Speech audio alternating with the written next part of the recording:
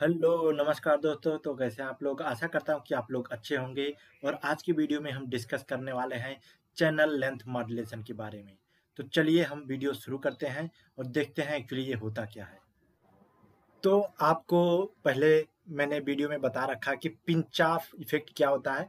तो उसमें क्या होता है एक्चुअली कि आपका जो यहाँ पर मॉसफेट होता है उसमें जो आपका सोर्स और ड्रेन होता है। तो ये मान लीजिए सोर्स है, ये ड्रेन है। उस केस में आपने देखा था कि आपका जो चैनल बनता था वो कुछ इस प्रकार से बनता था। और यहाँ पर आपको जो चैनल का डेप्थ देखने को मिलता था वो 0 देखने को मिलता था यहाँ ड्रेन एंड पर।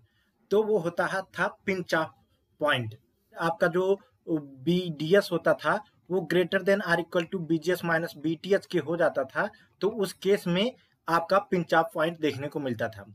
तो ये जब हम ड्रेन वोल्टेज और बढ़ाते थे तो ये आपका जो पिंच ऑफ पॉइंट होता था ये सोर्स की तरफ ड्रैग होने लगता था। तो वो कुछ इस प्रकार से देखने को मिलता था या फिर इस प्रकार से देखने को मिलता था। तो यहाँ पर आपका पिंच ऑफ पॉइंट इस तरफ खिसक आता था। जो आपका पिंच ऑफ पॉइंट सोर्स की तरफ मूव हो रहा है वही कहलाता है हमारा चैनल लेंथ मॉड्यूलेशन। क्योंकि अब देखिए जो आपका चैनल है, चैनल का लेंथ एक्चुअली सोर्स और ड्रेन के बीच का जो डिस्टेंस है ये होना चाहिए था। लेकिन क्योंकि आपका पिंच ऑफ पॉइंट यहाँ आ गया, यहाँ पर आ गया, तो अब आपका जो चैनल लेंथ है वो अब यहाँ से लेकर के और यहाँ तक ही देखने को मिलेगा। तो ये हो जाता है आपका अपडेटेड चैनल लेंथ। जबकि होना क्या चाहिए था, ये वाला होना चाहिए था यहाँ से लेकर के यहाँ तक के बीच में। और इसको दूसरे नाम से भी जानते हैं जिसको कहते हैं अर्ली इफेक्ट। तो जैसा मैंने बताया कि चैनल लेंथ जो मॉड्यूलेशन होता है वो मॉसफेट में चैनल के लेंथ जो होता है इफेक्टिव लेंथ वो डिक्रीज हो जाता है। जैसा यहाँ मैंने दिखाया यल से लेकर के अब ये यल1 बन गया है।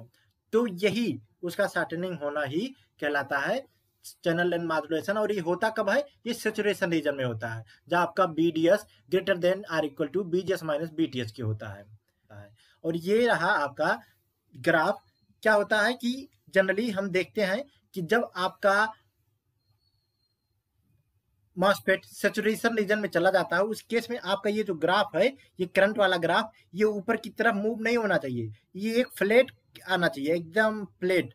बट यहाँ पर देखिए कि जैसे जैसे आपका बीडीएस बढ़ रहा है वैसे वैसे आपका करंट भी धीरे धीरे बढ़ रहा है। देखिए ये करंट बढ़ रहा है और बढ़ता ही चला जा रहा है जैसे जैसे बीडीएस बढ़ रहा है। तो ये ऐसा क्यों हो रहा है? ये ऐसा ये चैनल लेंथ मॉड्यूलेशन की वजह से हो रहा है। तो चलिए नेक्स्ट स्लाइड में और डिस्कस करते हैं इस पर। तो चैनल लेंथ मॉड्यूलेशन होता क्यों है इस पर हम थोड़ा डिस्कशन कर लेते हैं। मान लीजिए 300 नैनोमीटर रहा होगा, तो यहाँ पर अगर ये 299 हो गया तो कितना परसेंटेज चेंज होगा? बहुत कम होगा। और यहाँ अगर 25 है, 25 में से 24 हो गया तो यहाँ परसेंटेज चेंज ज्यादा देखने को मिल रहा है।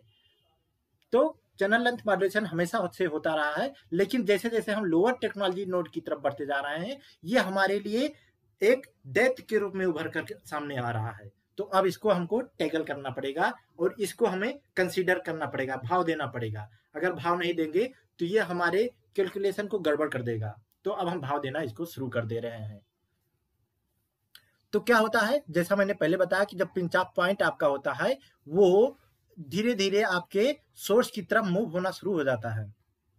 और ऐसा होता क्यों है? वो आपके ड्रेन तक फुल्ली एक्सटेंड नहीं होता आपका जो चैनल होता है।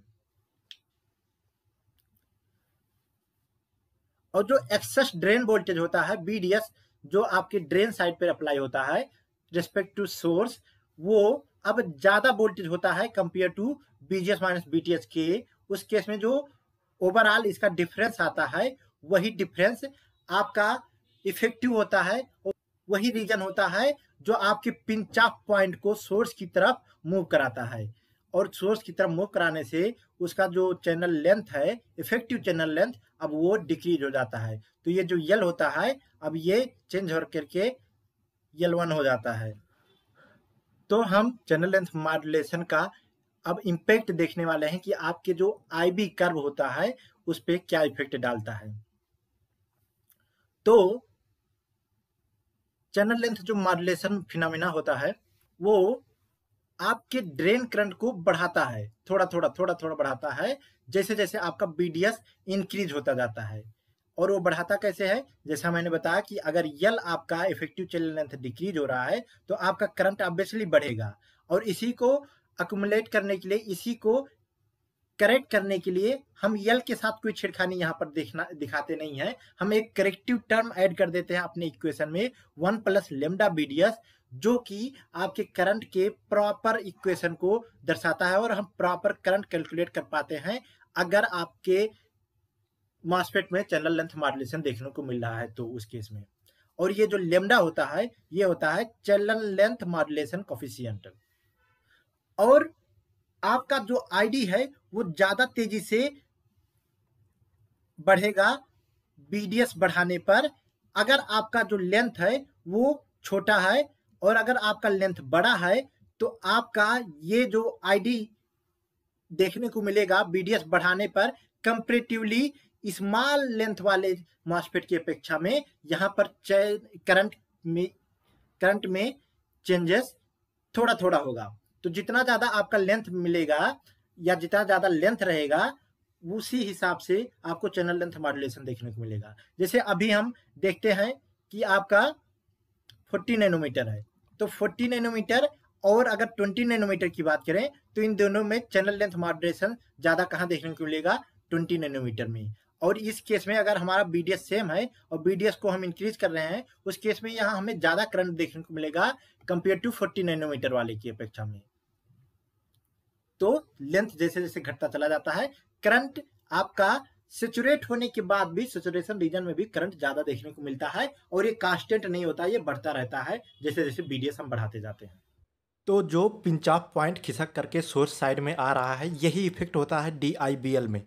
तो इसको अगर हम अवॉइड करना चाहते हैं तो DIBL वाला जो अवॉइड करने का मीन्स मिटिगेट करने का जो विकल्प है वही यहाँ भी लागू होगा। तो हम DIBL में जो गेट इंजीनियरिंग करते हैं और जो ELDD करते हैं वो यहाँ भी करना पड़ेगा इस इफेक्ट को हटाने के लिए। तो आशा करता हूँ कि आपको ये वीडियो समझ में आया होगा। फिर भी अगर आपके पास कोई डाउट है, कमेंट बॉक्स आपके लिए है।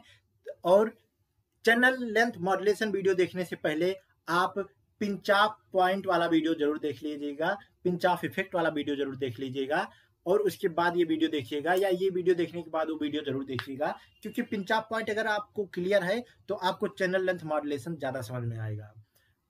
तो ये बहुत प्यारा सा टॉपिक था और छोटा सा टॉपिक था। मिलते हैं किसी और वीडियो में। एनालॉग लेआउट से रिलेटेड वीडियो के लिए हमें फॉलो करिए। कॉन्सेप्ट मैं क्लियर कराता जा रहा हूँ, आपको प्लेलिस्ट आप देखने को मिल रही होगी, उस प्लेलिस्ट में जाकर के आप सारे वीडियो रेफर कर सकते हैं।